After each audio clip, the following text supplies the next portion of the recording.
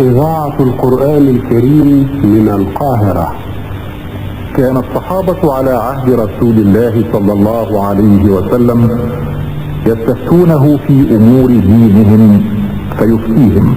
وامتدادا لهذا المنهج الإسلامي تقدم إذاعة القرآن الكريم هذا البرنامج.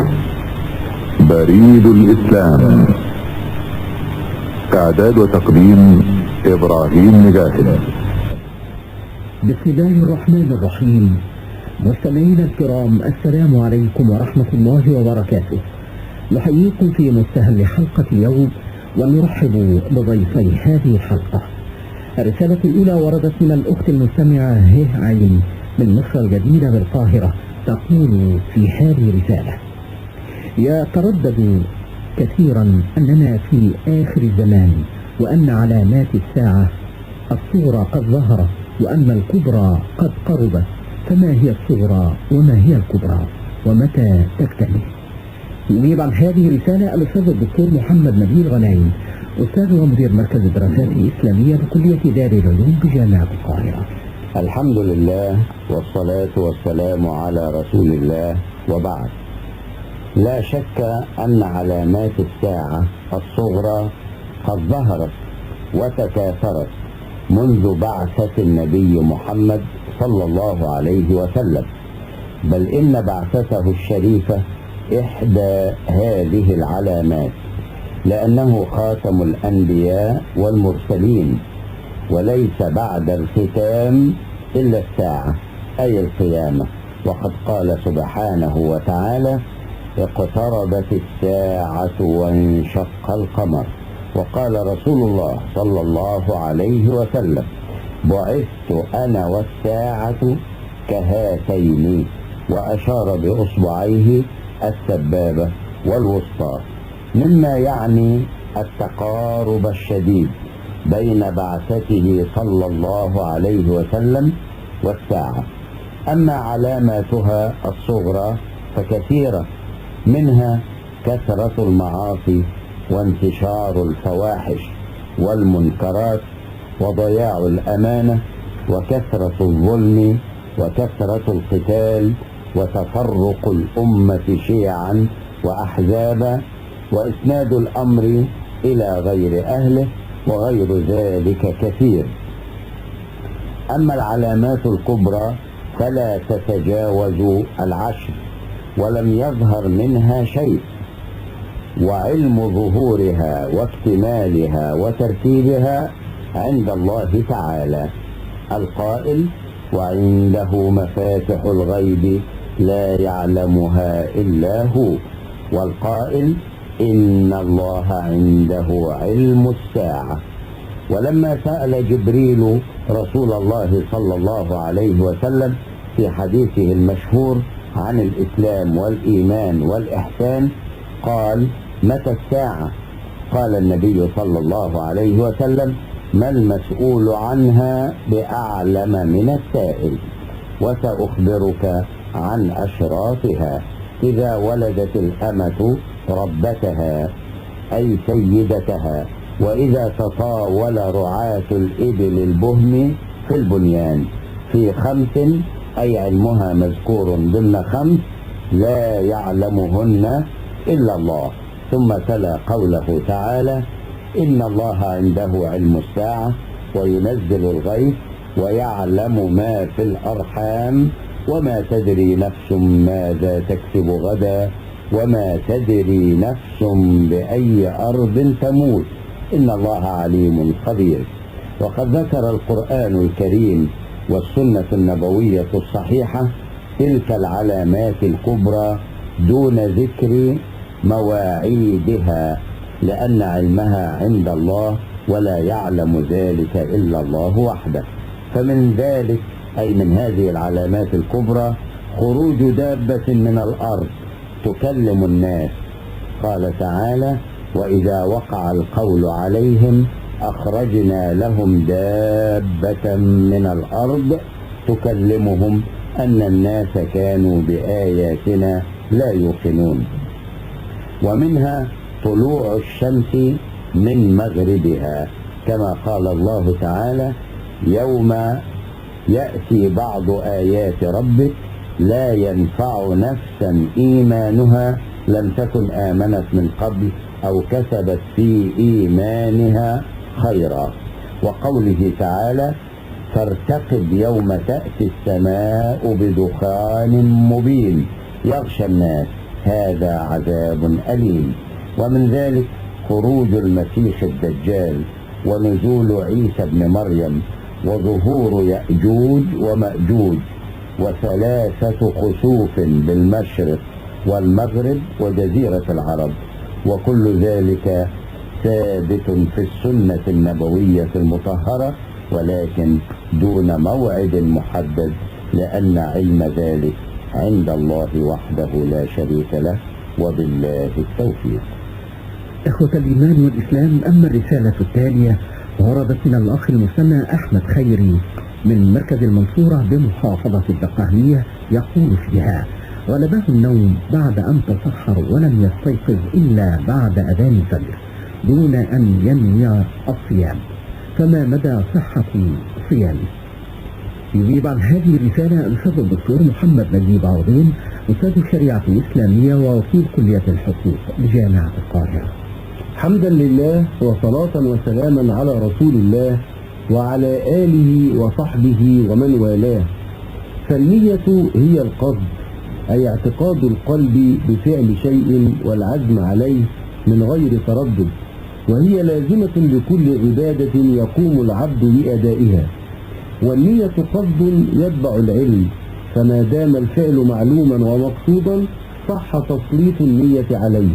أما ما لا يعلمه ولا دليل على وجوده ولا هو على ثقة من اعتقاده فلا يصح قصده، وذلك لقوله صلوات الله وسلامه عليه: إنما الأعمال بالنيات وإنما لكل امرئ ما نوى.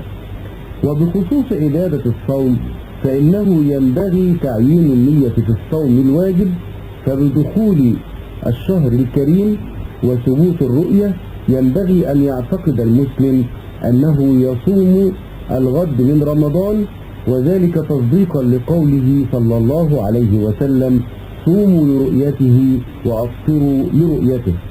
والصوم تلزمه النية لأنها شرط من شروطه، بل يعدها البعض ركنا، فلا صوم إلا بنية، ولا بد من تبييتها ليلا قبل طلوع الفجر، لقوله صلى الله عليه وسلم: من لم يجمع الصيام قبل الفجر فلا صيام له. ومعنى يجمع هنا إحكام النية والعزيمة. أما عن كيفية أداء النية فالنية محلها القلب، ولا يشترط فيها النطق باللسان، وكيفيتها أن يقول بقلبه في أي جزء من الليل بعد المغرب وقبل الفجر، فإن نطق بها بلسانه فلا بأس وهو أفضل، فالنطق بالنية فيه تعاون وربط بين اللسان والقلب في إظهار النية. ولو امتنع الإنسان عن أكل شيء عند الفجر بسبب الصوم كان الامتناع نية.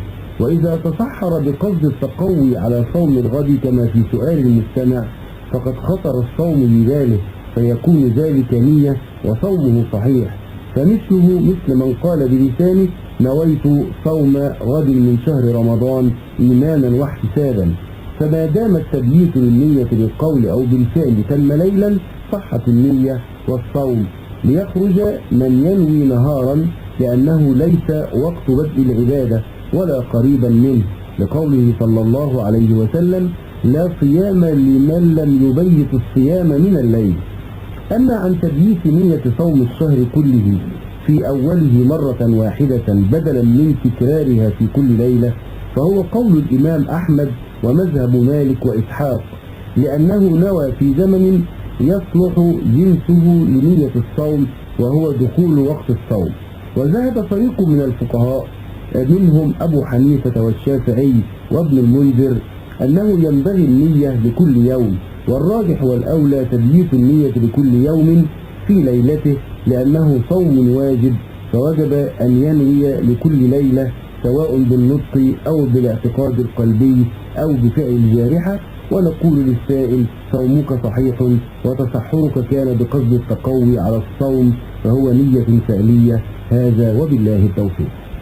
إخوة الإيمان والإسلام، في ختام حلقة اليوم نتقدم بخالص الشكر للأستاذ الدكتور محمد نجيب عربين وللأستاذ الدكتور محمد نبيل غنايم.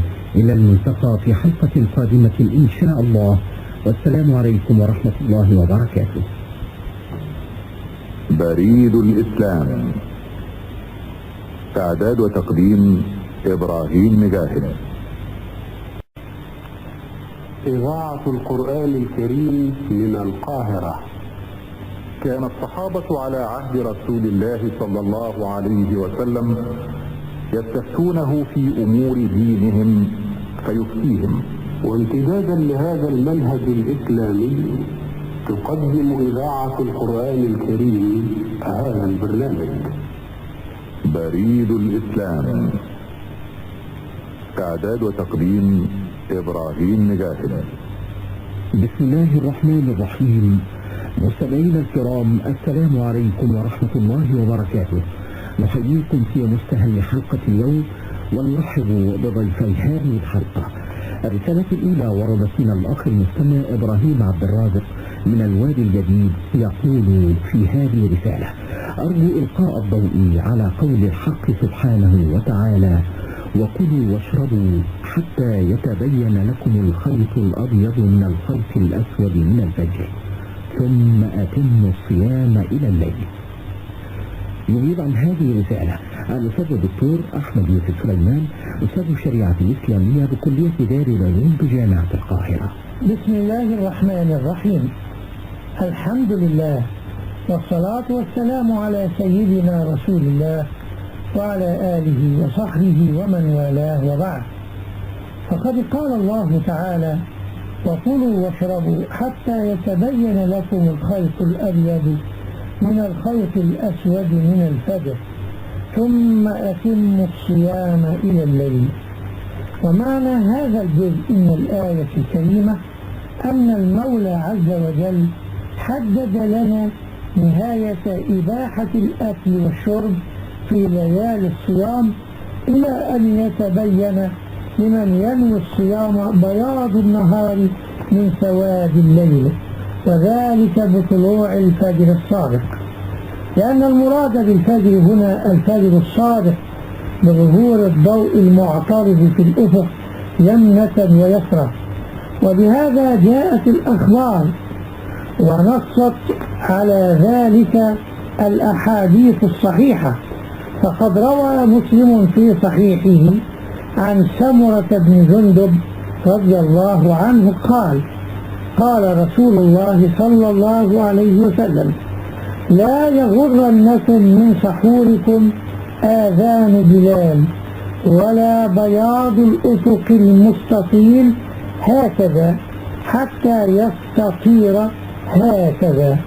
فحذر من آذان بلال، وكان يؤذن بليل ليستعد الراغب في الصوم ويوتر المتهجد. وحذر كذلك من الفجر الكاذب، وهو شيء من البياض يستطيل جهة الأفق. أما الفجر الصادق فينتشر نوره في الأفق شيئا فشيئا ولا يتأخر. وقد أخطأ بعض الناس قديما وحديثا عندما فهموا أن المراد بالخيط الأبيض انتشار ضوء النهار، فأباحوا الأكل بعد تبين الفجر، كما أخطأ آخرون عندما حملوا لفظ الخيط على حقيقته. فقد أخرج البخاري بسنده عن علي بن حاتم رضي الله عنه قال: قلت يا رسول الله، ما الخيط الأبيض من الخيط الأسود؟ أهما الخيطان؟ قال: إنك لعريض القفا إن أبصرت الخيطين، يعني إن طال بك النوم حتى تبصر الخيطين. ثم قال: لا، بل هو سواد الليل وبياض النهار.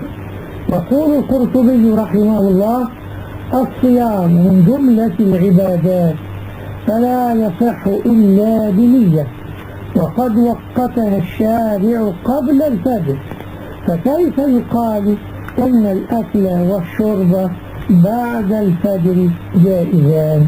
هذا والله ولي التوفيق. إخوة الإيمان والإسلام، أما الرسالة التالية فوردت من الأخت المستمعة عين سين من المعادي بالقاهرة، تقول في هذه الرسالة إنها سمعت في حوار أن الرجل لو طلق امرأته دون شهود أو دون توثيق للطلاق يعد الطلاق كأن لم يكن، وأن الطلاق لا يقع إلا بالإشهاد، فما مدى صحة ذلك؟ يجيب عن هذه الرسالة الأستاذ الدكتور محمد نجيب عوضين، أستاذ الشريعة الإسلامية ووكيل كلية الحقوق بجامعة القاهرة. حمدا لله وصلاة وسلاما على رسول الله وعلى آله وصحبه ومن والاه. فالطلاق من الأمور الحاسمة التي تنتهي بها الحياة الزوجية عند تعذر العشرة، وذلك لقوله تعالى: وإن يتفرقا يغني الله كلا من سعته، وقال: فإمساك بمعروف أو تسريح بإحسان. وجعل الشرع الطلاق بيد الرجل حتى يحاسب على تجاوزه لما أعطاه الخالق له من روية وتعقل وبعد عن اندفاع العاطفة. فقال تعالى: يا أيها النبي إذا طلقتم النساء، فخطاب الطلاق للرجال. ولقوله صلى الله عليه وسلم: إنما الطلاق لمن أخذ بالساق. وفي حديث آخر: الطلاق للرجال والعدة للنساء. وعليه فاتفاق الفقهاء على أن الطلاق يقع بمجرد التلفظ به إن كان اللفظ صريحا، ومن لحظة تفسير معنى اللفظ وقصد الطلاق إن كان كناية، وبمجرد النطق بالطلاق من القاضي، لأن هناك فارق كبير بين وقوع الطلاق وما يترتب عليه من آثار، وبين إثبات الطلاق للاحتجاج به أمام الكافة لكي يعلموا به. فالوقوع يكون من لحظة التلفظ بالطلاق، بل حتى من لحظة الكتابة المستبينة الواضحة، كأن كتب على ورقة بخط واضح: زوجتي فلانة طالق، وبالإشارة الواضحة المفهومة من العاجز عن النطق. وتبدأ عدة المرأة من هذه اللحظة حتى لو لم تعلم بالطلاق إن كانت غائبة، فتحتسب العدة من لحظة الوقوع إلى من لحظة العلم، وهو أمر لصالح المرأة حتى لا تطول عليها العدة. أما ما يثار من أن بعض الرجال قد ينكرون الطلاق، وقد تكون الطلقة هي الثالثة ولا يوجد من يشهد على هذا الطلاق، فتحار المرأة لأنها لا تستطيع إثبات الطلاق ولا تريد العيش في ريبة وقد طلقت من زوجها. نقول: الشريعة الإسلامية لا تعارض إثبات الطلاق بالشهادة، وهي مندوبة عند جمهور الفقهاء حفظا للحقوق من ميراث وغيره. وذهب الظاهرية والإمامية إلى وجوب الإشهاد على الطلاق، مستندين لقول الله تعالى: وأشهدوا ذوي عدل منكم وأقيموا الشهادة لله. فقالوا الأمر للوجوب وهو يعود للطلاق والرجعة. ورد الجمهور القائلين بعدم وجوب الإشهاد لأن الأمر هنا للند والإرشاد، كالأمر في الشهادة على البيع وعلى كتابة الدين في آية المداينة، وأن الطلاق يقع دون إشهاد. أما الإثبات فهو يخص القضاء عند النزاع، وعلى القاضي تطبيق قواعد الإثبات، ومنها القاعدة الشهيرة المعمول بها فقها وقانونا: البينة على من ادعى واليمين على من أنكر. فلو امتنع الرجل عن اليمين فالطلاق واقع، ولو حلف فحسابه على الله وتبقى الزوجية على أصلها، ولا صحة ولا مجال لترك ما ذهب إليه جمهور الفقهاء بإثارة الفتنة بالقول بعدم وقوع الطلاق غير المثبت في وثيقة، استقرارا للأحكام الشرعية وللحياة الأسرية. هذا وبالله التوفيق. إخوة الإيمان والإسلام، في ختام حلقة اليوم نتقدم بخالص الشكر للأستاذ الدكتور محمد نجيب عوضين وللأستاذ الدكتور أحمد يوسف سليمان. إلى الملتقى في حلقة الغد إن شاء الله، والسلام عليكم ورحمة الله وبركاته. بريد الإسلام، إعداد وتقديم إبراهيم نجاهد. إذاعة القرآن الكريم من القاهرة. كان الصحابة على عهد رسول الله صلى الله عليه وسلم يستفتونه في أمور دينهم فيفتيهم. وامتدادا لهذا المنهج الإسلامي تقدم إذاعة القرآن الكريم هذا البرنامج. بريد الإسلام. إعداد وتقديم عبد الناصر أبو زيد. بسم الله الرحمن الرحيم. أيها الأخوة المؤمنين، السلام عليكم ورحمة الله وبركاته، وأهلا ومرحبا بكم معنا في حلقة جديدة للرد على رسائلكم. والرسالة الأولى في حلقة اليوم وصلتنا الأخت المستمعة سين صاد من محافظة الإسكندرية، تقول فيها: توفي رجل عن زوجة وأولاد ذكور وإناث وأولاد ابن وأولاد بنت، فهل لأولاد الابن وأولاد البنت حق في التركة؟ وما هو نصيب كل واحد من المذكورين؟ يجيب عن هذه الرسالة فضيلة الدكتور عبد الرحمن العدوي، أستاذ الفقه بجامعة الأزهر الشريف. بسم الله الرحمن الرحيم. الحمد لله والصلاة والسلام على رسول الله ومن والاه، وبعد، فقد حدد الله تعالى أنصباء الوارثين تحديدا دقيقا ليقطع دابر النزاع الذي كثيرا ما يحدث بين الورثة عند تقسيم التركة، وحذر تحذيرا شديدا من مجاوزة هذه الأنصبة أو حرمان وارث من نصيبه، وجعل هذا التحديد من حدود الله تعالى التي يجب على العباد أداؤها وعدم تعديها. فقال سبحانه في آخر آيات المواريث: تلك حدود الله ومن يطع الله ورسوله يدخله جنات تجري من تحتها الأنهار خالدين فيها وذلك الفوز العظيم، ومن يعص الله ورسوله ويتعدى حدوده يدخله نارا خالدا فيها وله عذاب مهين. وفي قواعد الميراث أن الأقرب إلى الميت يحجب الأبعد، فالابن يحجب ابن الابن من الميراث، والأب يحجب الجد، والأخ يحجب ابن الأخ، والعم يحجب ابن العم، وهكذا. وعلى هذا فليس لأولاد الابن وأولاد البنت المذكورين حق في ميراث تركة جدهم، غير أن قانون الوصية الواجبة رقم 71 لسنة 1946 جعل لأولاد الابن وأولاد البنت وصية واجبة في تركة جدهم في حدود الثلث لا يتجاوزونه. وعلى هذا فإن التركة تقسم على الأولاد ذكورا وإناثا مع اعتبار من توفي منهم قبل أبيه حيا كغيره من الأولاد.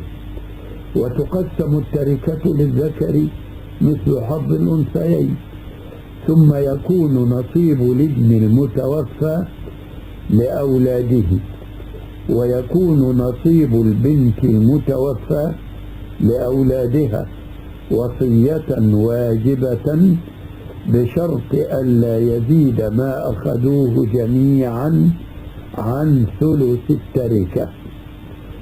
وقد أخذت مصر بهذا النظام في الوصية الواجبة، فعلى هذا يكون لأولاد الابن وأولاد البنت وصية واجبة في حدود ثلث التركة، والله أعلم. إخوة الإيمان والإسلام، أما الرسالة التالية في حلقة اليوم فقد وصلتنا الأخ المستمع سعيد طه من الفيوم، يقول فيها: متى يبدأ التهجد وكيف يؤدى وما عدد ركعاته وما الدليل عليه؟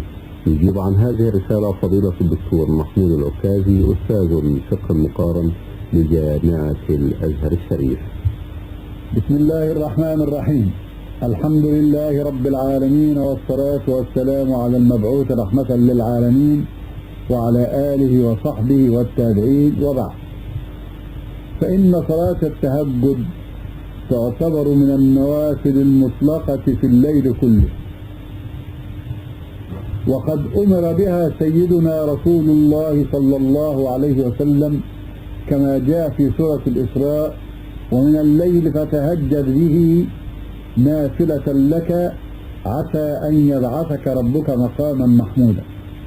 وروى الترمذي عن أبي هريرة رضي الله عنه قال: قال رسول الله صلى الله عليه وسلم: أفضل الصلاة بعد الفريضة صلاة الليل، وأفضل التهجد جوف الليل الأخير، لما رواه أبو داود في سننه عن محمد بن عبسة قال: قلت يا رسول الله أي الليل أسمع؟ قال: جوف الليل الآخر، فصل ما شئت. وروى مسلم في صحيحه حديث: عليكم بالصلاة في بيوتكم فإن خير صلاة المرء في بيته إلا الصلاة المكتوبة. ويستحب للمسلم أن يفتح تهجده بركعتين خفيفتين، لما رواه أحمد في مسنده ومسلم في صحيحه عن أبي هريرة رضي الله عنه عن النبي صلى الله عليه وسلم قال: إذا قام أحدكم من الليل فليفتتح صلاته بركعتين خفيفتين. واختلف في عدد ركعات التهجد، ففي حديث زيد بن خالد وابن عباس أن النبي صلوات الله وسلامه عليه تهجد ب13 ركعة منها الوتر 3. وفي حديث عائشة رضي الله عنها أنه 11 ركعة منها الوتر 3. ويستحب أن يقرأ المتهجد جزءا من القرآن في تهجده، فإن النبي صلوات الله وسلامه عليه كان يفعله، وهو مخير بين الجهر بالقراءة والإسرار بها، إلا أنه إن كان الجهر أنشط له في القراءة أو كان بحضرته من يستمع قراءته أو ينتفع بها فالجهر يكون أفضل. ومن كان له تهجد تعوده ففاته استحب له قضاؤه بين صلاة الفجر والظهر، لما أخرجه مسلم في صحيحه عن السيدة عائشة رضي الله عنها في ذلك، والله الموفق. إخوة الإيمان والإسلام، في نهاية حلقة اليوم نتقدم بخالص الشكر لفضيلة الدكتور عبد الرحمن العدوي وفضيلة الدكتور محمود العكازي، وشكرا لكم، والسلام عليكم ورحمة الله وبركاته. بريد الإسلام، إعداد وتقديم عبد الناصر أبو زيد. إذاعة القرآن الكريم من القاهرة. كان الصحابة على عهد رسول الله صلى الله عليه وسلم يستفتونه في أمور دينهم فيفتيهم. وامتدادا لهذا المنهج الإسلامي تقدم إذاعة القرآن الكريم هذا البرنامج. بريد الإسلام.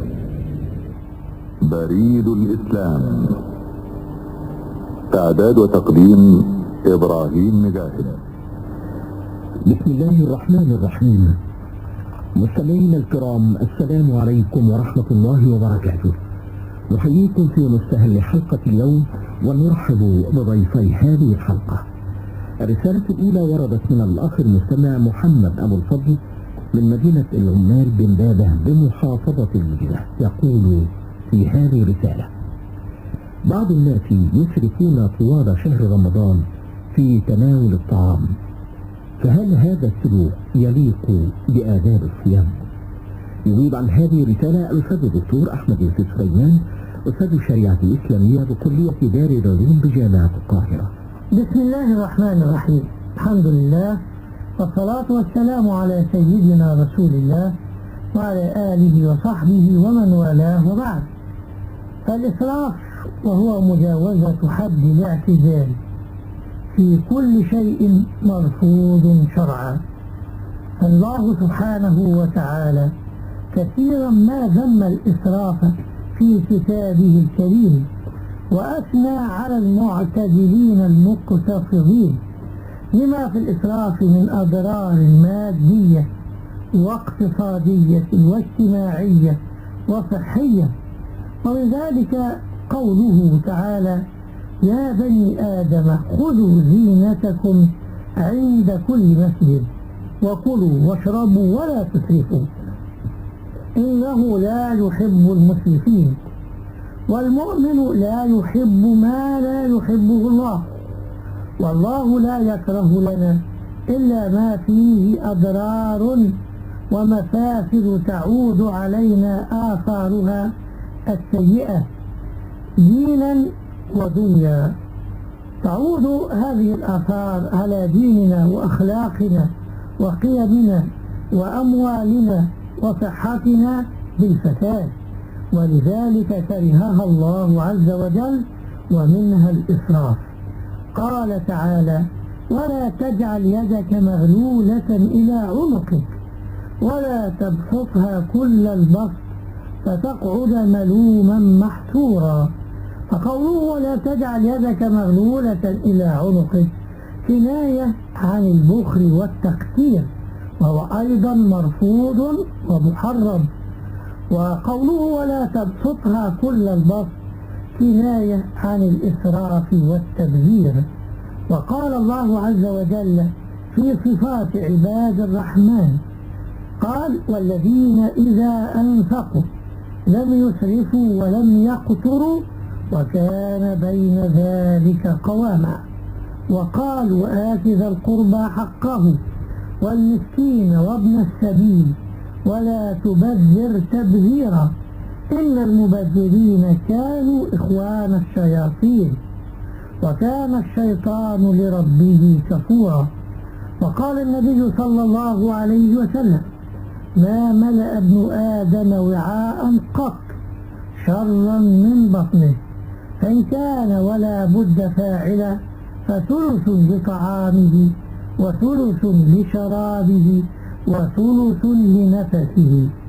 وأما ما نراه يا أخي من إسراف في الطعام والشراب في شهر رمضان وهو شهر الصيام فخروج على آداب الإسلام وخروج على آداب الصيام بالذات التي ينبغي على المسلم أن يأخذ نفسه بها عملا بالقرآن الكريم واقتداء بسنة النبي صلى الله عليه وسلم، خصوصا في هذا الشهر الكريم الذي حوله بعض الناس للأسف الشديد بسلوكهم السيء إلى اعتباره شهر النهم والعب من اللذات الحسية وفي مقدمتها الطعام والشراب، لدرجة أن بعضهم قد ينفق على الطعام والشراب في هذا الشهر الفضيل أضعاف ما ينفقه في غيره من شهور العام. فإذا كان الاعتدال يا أخي في هذه الأمور مطلوبا شرعا في كل وقت، فهو في شهر رمضان أشد طلبا وأوكد شرعا حتى يؤتي الصيام ثماره المرجوة في تربية الإرادة وتقوية المراقبة لله عز وجل. هذا والله ولي التوفيق. إخوة الإيمان والإسلام، أما الرسالة التالية فوردت من الأخ المستمع الاثنين، يقول في هذه الرسالة أنه تعاقد مع مؤسسة تجارية على سيارة لا يملك ثمن شرائها كاملا عند البيع، وأبرموا معه عقدا مفاده تأجير السيارة المطلوبة له بإيجار شهري محدد لمدة معينة، ونص في العقد على أنه إذا التزم بسداد الأقساط في مواعيدها فإنهم سينقلون له ملكية السيارة نهائيا، وسموه الإيجار المنتهي بالتمديد. فهل هذا العقد صحيح؟ يجيب عن هذه الرسالة الأستاذ الدكتور محمد نجيب عوضين، أستاذ الشريعة الإسلامية ووكيل كلية الحقوق بجامعة القاهرة. حمدا لله وصلاة وسلاما على رسول الله وعلى آله وصحبه ومن والاه. فهذه صورة مستحدثة من صور المعاملات، فالمعروف أن الإجارة عند إطلاقها تنصرف إلى العقد الذي يفيد نقل ملكية منافع الشيء إلى المستأجر بعوض لمدة معينة مع رد العين المؤجرة إلى صاحبها بعد انتهاء المدة.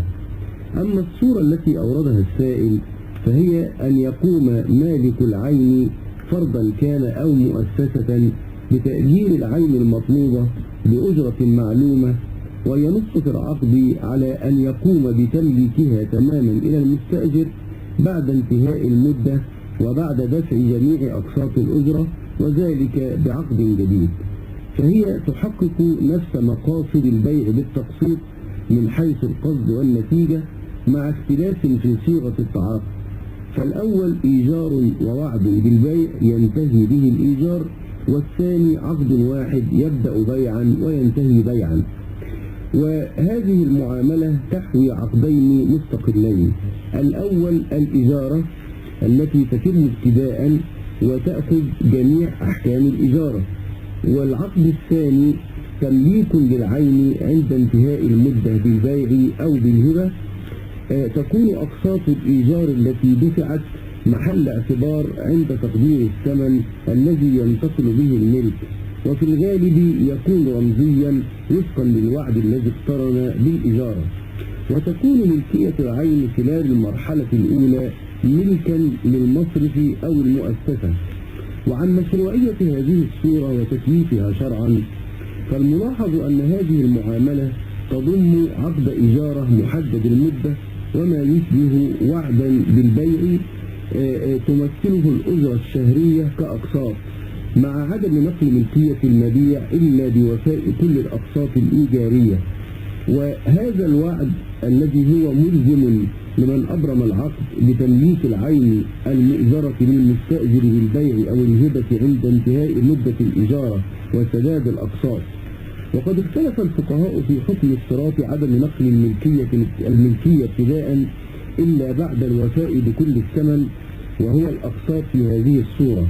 فذهب جمهور الفقهاء إلى عدم جواز اشتراط عدم نقل الملكية، لأن ذلك يتنافى مع طبيعة العقد، وذلك ما ذهب إليه المالكية